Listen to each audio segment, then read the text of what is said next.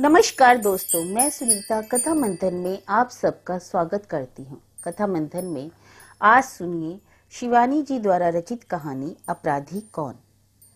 शिवानी जी नारी जीवन व उसके मन की परतों को गहराई से उद्घाटित करने वाली विषय वस्तु के कारण हिंदी की महिला कथाकारों में अपना विशिष्ट स्थान रखती हैं। इनकी कहानी संख्या लगभग 100 के आसपास है। सती कहानी भी इन्हीं द्वारा रचित है। कहानियों के मुख्य पात्र भी स्त्रियां ही होती हैं। विषय वस्तु की दृष्टि से उनकी कहानियां संवेदना की गहराई में जाकर समाज के यथार्थ को सामने लाती हैं। उनकी कहानियां पाठकों का मनोरंजन तो करती ही हैं, साथ उन्हें झकझोरती भी हैं। प्रस्तुत कहानी भी शिवानी जी ही द्वारा रचित है। तो चलिए शुरू करते हैं। अपराधी कौन। अमला बार बार बाहर आती, अपने सजे बंगले की अनूठी सज्जा देखकर स्वयं ही मुग्ध हो जाती। रंगीन नीली मध्यम रोशनी के लट्टू पेड़ की हर पत्ती पर जुगनू बने चमक रहे थे। शामियाने की रंगीन छांव में कई सोफे और कुर्सियां मंडलाकार घेरे में रखवाते श्याम बिहारी एक साथ कई निर्देशन देते किसी कुशल बैंड मास्टर की भांति हवा में दोनों हाथ उठा उठाकर गिरा रहे थे। अमला के को पति की हड़बौंग देखकर हंसी आ गई। एक तो वैसे ही सामान्य सी घटना से उत्तेजित हो उठते हैं, पर उस पर आज उनकी पहली पुत्री का विवाह था। वह पति से कहीं अधिक मात्रा में आश्वस्त हो बारात की प्रतीक्षा कर रही थी। और आखिर घबराती भी क्यों? सभी कुछ तो दिया था कनक को, फ्रिज, रेडियोग्राम, फिएट और फिर एक तगड़ा मोटा कैश। बीसियों भूखी शेरनी सी माताओं के मुख से वह अपने भावी जमाता का पुष्ट ग्रास लुभावने दहेज के बूते ही तो छीन पाई थी। उसकी कनक सांवली थी, पर इस युग में क्या जमाता भावी पत्नी का रंग देखता है? उसे तो अब भावी ससुर के ओहदे का रंग ही अधिक आकर्षित करता है। और जहां तक इसका प्रश्न था कि श्याम बिहारी अपने ओहदे के चोखे रंग से किसी भी सुपात्र को चुंबक की भांति खींच सकते थे। एक तो थे वे कमिश्नर, उस पर आईसीएस। हम आईसीएस अब रीवा के अलभ्य सफेद शेरों की भांति अपनी वंश वृद्धि की क्षीण संभावनाओं के कारण अनमोल हो उठे हैं। ये प्रायः ही हंसकर अमला से कहते रहते, और आज तो उन्हें बात करने की भी फुर्सत नहीं थी। सुबह से जनवासे का ही प्रबंध देख रहे थे। नाव, तंबोली, धोबी सब के तंबू तन चुके थे और तीनों किसी अंतरराष्ट्रीय प्रदर्शनी के से विभिन्न स्टॉल में खड़े अधिकारी की ही तत्परता से मुस्कुराते खड़े थे। यह भी इस अनोखे युग का एक अनोखा रिवाज चल पड़ा था। आएंगे छैला भराती बनकर, पर दर्जनों घड़ों से निकले गए सूट इस्त्री करवाने। कन्या के पिता को यहाँ ही लाएंगे, जिसे देखो वही हजामत बनवाने बैठ जाएगा। चाहे घराती हो या बराती, मुफ्त का चंदन घिस मेरे नंदन, इसी को कहते हैं। कहीं बरातियों के आने के पहले ही सब पान निगोड़े घर ही के मेहमान न चर डालें। अमला मन ही मन भुनभुना रही थी। एक तो घर के ही मेहमानों ने 4 दिनों से उसका पटरा बैठा दिया था। 5 दर्जन तो बच्चे ही भिनभिना रहे थे। उस पर देवरानी, जेठानी, चचेरी, ममेरी नंदों के नखरे देखकर उसका खून खौल रहा था। इसी से भागकर बाहर आई थी। बरेली वाली ममिया सास को लहसुन प्याज की बदबू से दिल के दौरे पड़ने लगते थे। उनका कमरा अलग करके उठी ही थी कि 2 चचेरी नंदों में बच्चों को लेकर भयानक युद्ध छिड़ गया था। दोनों सगी बहनें थी, पर आज आमने सामने तनी रणचंडी ही तो बन गई थी। उन्हें छुड़ाकर अलग किया तो उसकी स्विस भाभी एक ही पेटीकोट और बिना बाहों का ब्लाउज पहने अर्धनग्न अवस्था में अर्दली चपरासियों के सामने ही उससे साड़ी पहना देने का अनुरोध करने आ धमकी। पिछले माह उनका छोटा भाई विदेश से एक लंब तड़ंगी सी ब्याह लाया था। क्या कहती बेचारी अमला, भाई को बुलाती और भाभी को कैसे छोड़ देती। उसकी ताड़सी देह में साड़ी लपेटना आकाश में चंदोवा टोकना था। साड़ी पहनाते ही वह चटपट बाहर निकल आई थी। बारात भी तो आती होगी। उसने घड़ी देखी, अभी देर थी, पर बारात के आने से भी अधिक चिंता उसे एक और व्यक्ति के आने की थी, और वह थी उसकी फ्रांस प्रवासिनी ननद मीना, जो पूरे 20 वर्ष बाद मायके लौट रही थी। कभी यह ननद उसकी प्राण प्रिया सखी थी, वही उसे सिर आंखों पर बिठाकर इस ग्रह में लाई थी। उसकी सास ने तो दूसरी लड़की पसंद की थी। कुछ दिनों तक दोनों की मैत्री मोहल्ले भर की स्त्रियों के हृदयों में विष घोलती रही। दोनों एक से कपड़े पहनती, हंसती, खिलखिलाती, एक दूसरे की बाहों में लिए फिरती रही। फिर जैसा प्राय ऐसी प्रगाढ़ मैत्री का अंत होता है, वैसा ही हुआ। अचानक दोनों ने ऐसी उनकी आंखों ही आंखों में नंगी तलवारें लपलपाने लगी और दो टूटे हृदयों की दरारें मीना कोई विदा तक नहीं जुड़ी। झगड़े का सूत्रपात हुआ था आभूषणों को लेकर।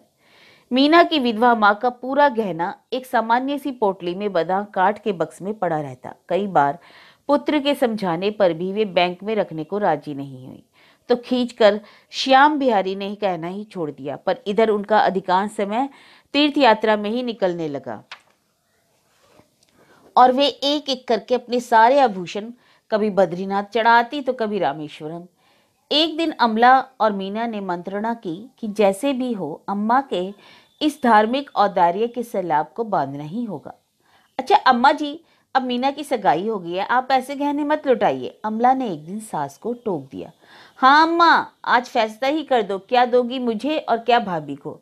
मुंह लगी मीना ने दोनों बाहें अम्मा के गले में डाल दी। कहीं देखो ऐसा ना हो जाए कि कभी इसी करमजली पोटली के पीछे हम दोनों लड़ पड़े। अमला हो करके हंस उठी।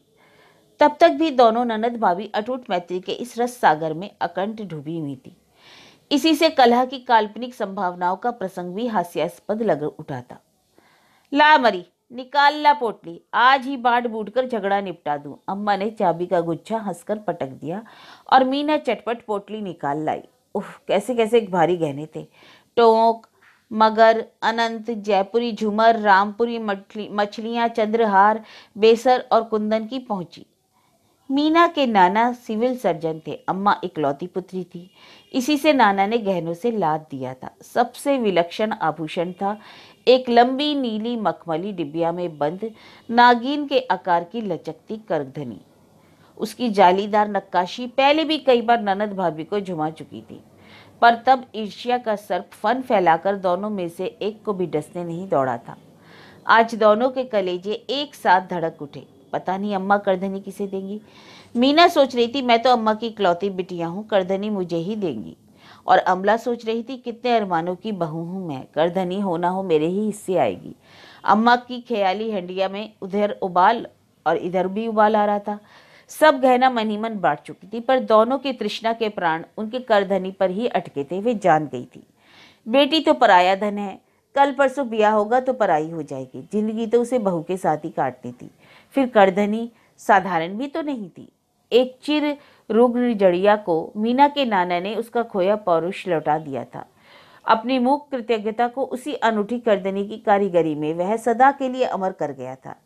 कैसी लपलपाती जीभ थी नागिन की, आंखों में जगमगाती दो हीरो की कन्या जड़ी थी। उस चमत्कारी करधनी का एक और आकर्षण था, एक पेच घुमाते ही वह अपनी केचुली छोड़ देती, जो क्षण भर में सिमटकर बाईं और चाबी का गुच्छा बनकर लटक जाती। अम्मा कहा करती, जब करधनी बनकर आई थी तो उसे देखने लाट साहब की मैम भी आई थी। वही करधनी आज किस भाग्यशालिनी को मिलेगी। अम्मा ने एक एक करके गहनों की दो ढेरियां बना दी। टोंक, बेसर, चंद्रहार अमला का, कंकन, झूमर, सतलड़ी मीना की। राजस्थानी बुरला अटर बटर आया अमला की ढेरी में। कुंदन की चंपाकली, उड़ीसा की कटकी, सोने की कंघी मीना को। दोनों ढेरियां ऐसी न्यायपूर्ण सूझबूझ का प्रतीक थी कि किसी में भी गड़बड़ का प्रश्न नहीं उठता था। अकेली करधनी बच गई। मीना अचानक मचल गई। अम्मा, चाहे हमारी ढेरी के दो तीन गहने भाभी की ढेरी में डाल दो, पर हम तो करधनी ही लेंगे। उसने करधनी सचमुच उठा ली। सास ने बहू की गंभीर मुख मुद्रा देखी तो बड़े चातुर्य से बिगड़ती स्थिति संभाल ली। अच्छा अच्छा, देखा जाएगा, अभी तो तू दोनों बोटलियां पगसे में डाल दे, करधनी अलग रख दे। मैंने पुर्जी डाल दी, क्यों ना, क्या है ना बहू। पर अम्मा की पुर्जी के पहले ही नियति की पुर्जी पड़ गई। मीना के विवाह की तिथि निश्चित हुई तो गहने झलवाने सुनार बुलवाया गया। दोनों पोटलियों के गहने तो ज्यों के त्यों धरे थे। अकेली करधनी ही नहीं थी। अम्मा तो पागल ही सी हो गई। एक तो शुभ कार्य के पहले सोना खो गया था, महा अपशकुन, उस पर उनका सबसे प्रिय आभूषण। अम्मा ऐसा फूट फूट कर बाबूजी की मृत्यु पर भी नहीं रोई थी। है कैसे हो गया? चाबी तो निरंतर उन्हीं के पास रहती थी।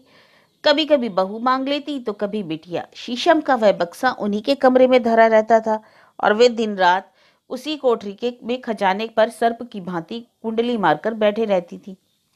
भोली अम्मा भागती भागती भृगु संहिता के पंडित जी के पास भी गई थी। खोई वस्तु का चोर घर में ही है, पर मिलेगा 20 साल में। भाड़ में जाए करधनी। मीना के आंसू टपकने लगे थे। 20 वर्ष तक क्या उसकी कमर ऐसी ही लचीली रह जाएगी? क्या करेगी करधनिका जब कमर ही नहीं रहेगी? और फिर बेचारी रिक्त कमर लेकर ही ससुराल चली गई। ससुर फ्रांस में इत्र के प्रसिद्ध व्यवसायी थे। पति के साथ मीना ने स्वदेश त्याग दिया। धीरे धीरे वह माँ, भाई, भाभी सबको भूल गई, पर करधनी को नहीं भूल सकी।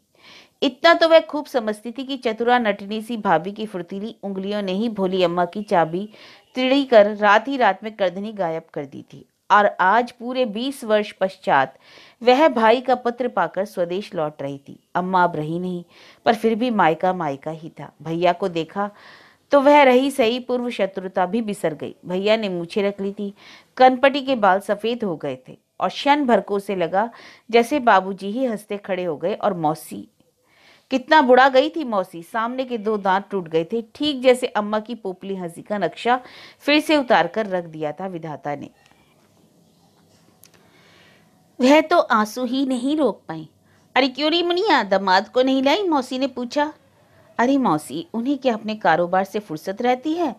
उसने बड़े गर्व से कहा और भाभी की ओर बाहें फैला दी। उसकी तन्वी भाभी बेहद फूल गई थी। करधनी धरी भी होगी तो इस विराट परिधि को कहाँ घेर पाएगी? उसे मन ही मन गहरा संतोष हो गया। उसकी कमर तो अभी भी विदेशी कॉर्सेट के बंधन में कसी उसकी कौमारी अवस्था का 21 इंची घेरा निभा रही थी। अरे मीना, तुम तो वैसी की वैसी धरी हो। भाभी का कंठ स्वर भी शरीर के साथ साथ मांसल हो उठा था।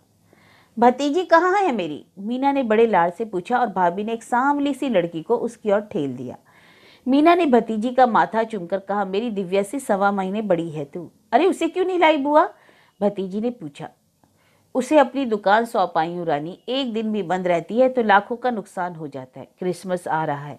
बुआ ने दर्पपूर्ण उक्ति से महिला वृंद को घायल किया और धम से कुर्सी पर बैठ गई। मीना की दुकान भारती वास्तव में फ्रांसीसी सुंदरियों के लिए एक बहुत बड़ा आकर्षण थी। भारतीय गहने, साड़ियां, आलता, नकली चोटियां, झूमर और यहाँ तक कि मांग में भरने का सिंदूर और बिछुए का जोड़ा भी मिल सकता था वहां। कभी फ्रांस से इक्के दुक्के भारतीय विवाहों के लगन खुलते तो मीना की दुकान ही सुहाग पिटारी जुटाती। काश अम्मा की करधनी होती तो वह टिकट लगाकर प्रदर्शनी से ही माला माल हो जाती। ऐसी व्यावसायिक खटकेबाजी में उसकी कल्पना बेजोड़ थी। कुल जमा 3 दिन के लिए आई हूँ भाभी। इधर तुम्हारी रानी विदा हुई और मैं उड़ी फ्रांस को। अपने तीक्ष्ण रखे रंगे नखों को उसने चिड़िया के उड़ जाने की मुद्रा में चमकाकर भतीजी को बुरी तरह प्रभावित कर दिया। जयमाला का समय हुआ तो अतिथियों की दृष्टि सलोनी दुल्हन के चेहरे पर टिकने की बजाय उसकी प्रौढ़ा बुआ की सांवली गर्दन पर जम गई। मीना एक आदित्य हीरो का हार पहने द्वार पर खड़ी मुस्कुरा रही थी। फुसफुसाहट तीव्र हो उठी। कैसे जगमगा रहे हैं, असली हीरे हैं? चल हट, विदेशी नकली हार भी ऐसे ही जगमगाते हैं। इस साल मेरा छोटा भाई मॉन्ट्रियल से लाया नहीं था? अरे नहीं नहीं, फ्रांस में इनके ससुर के लाखों का व्यापार है। इनकी भी तो दुकान है। क्या बेचती हैं? ईर्ष्यालु स्त्रियों का अशिष्ट स्वर उनके कानों के पास ही सरक आया। पर उस जगमगाती बुलंद इमारत के सामने छोटे छोटे आभूषण पहने भड़कीली नारियों की आभा सहसा तुच्छ हो उठी, जैसे झोपड़ियों पर धरे दिए टिमटिमा रहे हों। अरे क्यों री मुनिया, हार तो असली लागे है। 8-10 हजार का तो होगा ही। मौसी ने बड़ी ललक से हार के लौलुक को हाथ में ले लिया। 80,000 का है मौसी, मीना ने कुछ ऊंचे स्वर में कहा। अपनी दामी आभूषण का मूल्य बताने में क्या कभी कोई नारी चूकती है? तो फिर मीना कैसे चूकती? और दूल्हे को देखे ही कौन रहा था। आंखों ही आंखों में हार की आलोचना चल रही थी। कहा था ना मैंने 80,000 का है। सूरज तो 125 की भी नहीं है। पर एक एक कर झोंपड़ियों के टिमटिमाते हुए दिए बुझ गए। बुलंद इमारत जगमगाती रही। दूसरे दिन बारात विदा हो गई और अतिथियों के बिस्तर बंधने लगे। एक तो लड़की के विवाह की रौनक विद्युत छटासी क्षण भर में ही लुप्त हो जाती है। उस पर गृह स्वामिनी भी अतिथियों को रोकने के मूड में नहीं थी। मीना ने भी भाभी के तुच्छ स्वभाव को परख लिया था। उसने जाने का प्रसंग उठाया तो अमला ने औपचारिक स्नेह की सामान्य दलीलें दी, फिर मान गई।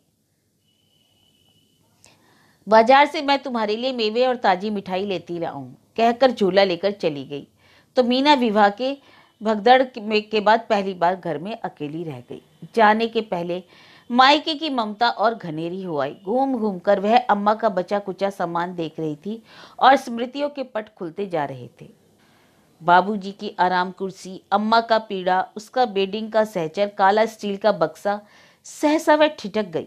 शीशम का वह बक्सा किसी अभेद्य ताले को बिना खोले ही किसी कुशल हुंडिनी ने करधनी गायब कर दी थी। बड़े लाड़ से उसने ताले को हाथ ली में लिया और जाने किस ममता की अदृश्य स्पर्श से ताला खट से खुल गया। शायद बाजार जाने की हड़बड़ी में भाभी ठीक से बंद नहीं कर पाई थी। देखो भाभी, अब इसमें क्या रखती है? मीना ने दोनों हाथों से भारी ढकना उठाया। पर क्या केवल इसी का कौतूहल ने उसे प्रेरित किया था? पुराना किनारी गोटा, टूटे प्लग और अम्मा की फुलवारी दुपट्टा कैसी प्यारी प्यारी कस्तूरी की सी महकती, ठीक अम्मा की देह परिमल की सी परिचित लपट। बड़े लाड़ से भावुकता के अवश में उसने दुपट्टे को गालों से लगाने को उठाया तो एक भारी सी पोटली भी उसी के साथ साथ उठाई। उसका कलेजा उछलकर बाहर आ गया। वही चमक दमक और वे ही चमकती आंखें, अनुभवी हाथों के अनुभूत स्पर्श ने पेच घुमाया। क्षण भर में सपरने की कैचुल चाबी का गुच्छा बनकर लटक गई। कुछ देर तक तो वह सोचती रही, फिर एक तड़प से करधनी उठकर लेकर उठाई। काट का बक्सा फिर ज्यों का त्यों ताला लटकाए निर्जीव बन गया। भाभी लौटी तो मीना अपनी साड़ियां तय कर रही थी। भोले चेहरे पर एक शिकन भी तो नहीं उभरी। हाय मीना, तुमने अभी से सामान बांध लिया? अमला ने पूछा और हाथ का बैग जमीन पर पटक ननद के गले में बाहें डाल धम से बैठ गई। हाय मत जाओ ना मीना, इतने सालों में तो लौटी हो, वह रुआ से स्वर में बोली। मनी मन वह जानती थी कि ननद का एयर पैसेज भी बुक हो गया है और वह रुक नहीं सकती। इसी से वह दुलार भरा बनावटी आग्रह कर रही थी। मैं जानती हूँ, उसने रुमाल से आके पहुंची, तुम अभी भी हमसे रूठी हो। उस सड़धली करधनी का सत्यानाश हो जिसने हमें चीर कर धर दिया। तुम्हारे भैया की कसम खाकर कहती हूँ मीना, मैंने उस हरामखोर महाराजिन को रात के 2 बजे अम्मा के कमरे से निकलते हुए अपनी आंखों से देखा था। सच भाभी? मीना को बड़ा आनंद आ रहा था। सांप का पैर आखिर सांप ही पहचानता है। और फिर तुमने पकड़ क्यों नहीं लिया बज्जात को? हाय मेरा कलेजा तो तुम जानती हो ना, एकदम पिद्दी का है। सोचा एक तो अम्मा के गौने में महाराजिन आई थी, उतना मानती थी अम्मा कहीं करदनी नहीं निकली तब। भाभी के चेहरे पर ऐसा बचपना खेलने लगा जैसे दूध के दांत भी ना टूटे हों। हाय रे मेरी पिद्दी। मीना ने बड़े लाड़ से भाभी को बाहुपोश में कस लिया। अब खबरदार, जो उस करधनी का नाम लिया, मुझसे बुरी कोई चीज नहीं होगी। हाँ सामान बांध लो, फिर रात को खूब आराम से बातें करेंगे। करधनी सबसे नीचे धरी फ्रेंच शिफॉन की साड़ी के नीचे हीरो के हार के साथ कुंडली मारे पड़ी थी। उस रात को 12 बजे तक ननद भाभी बतियाती रही। हार सहीज कर रख लिया था मीना ने, कहीं बटुए में ही धरकर तो भूल तो नहीं गई? बड़ी लापरवाह हो तुम, भाभी ने पूछा तो मीना अंधेरी अंधेरी में मुंह फेर कर मुस्कुरा लिया। हाँ भाभी, वह तो मैंने कल ही सूटकेस में बंद कर लिया था। मैं तो आज तुम्हारे ही साथ सोऊंगी, पता नहीं फिर कब मिलना हो। वह कूद कर मीना से लिपट गई। सुबह उठी तो भाभी उठकर उसके साथ धरी जाने वाले पकवानों की टोकरी सजा रही थी।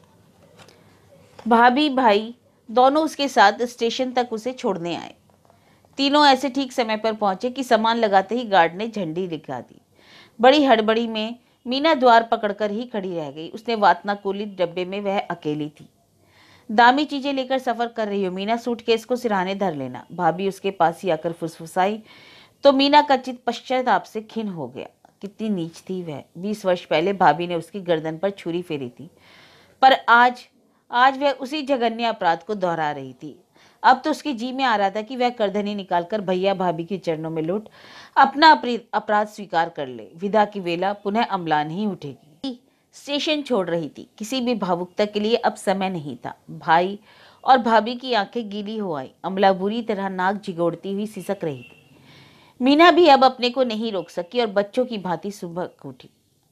1 घंटे बाद तूफान धड़धड़ाती पटरियों का कलेजा रौंदती चली जा रही थी और मीना दोनों हाथों से माथा पकड़े शून्य दृष्टि से अपने चारों ओर बिखरे साड़ियों के अंबार को अविश्वास से देख रही थी। वह बार बार एक एक साड़ी को झटक रही थी। यही क्रम वह पिछले 1 घंटे में 20 बार दोहरा चुकी थी। नहीं नहीं, कहीं नहीं थी। आखिर सोई भी तो थी नहीं। रात भर भाभी उसे गलभाइयों में घिरकर सोई थी। चाबी का गुच्छा पार करने में उन आदित्य उंगलियों ने फिर अपनी प्रतीक्षा का प्रदर्शन कर दिया था। करधनी तो गई ही गई, साथ ही साथ उसके हीरो का हार भी ले गई। वह अतुल को क्या मुंह दिखलाएगी? जल्दी जल्दी में बीमा भी तो नहीं करा पाई थी। फिर मायके के में गहने की चोरी क्या कुछ कम लज्जास्पद घटना है। अब क्या करे? क्या फिर मायके लौट जाए? क्या कहेगी भाभी से? यही ना कि भाभी तुमने मेरे हीरो का हार चुरा लिया। पर भाभी तो पलटकर जीवा का घातक प्रहार सिद्ध कर सकती थी।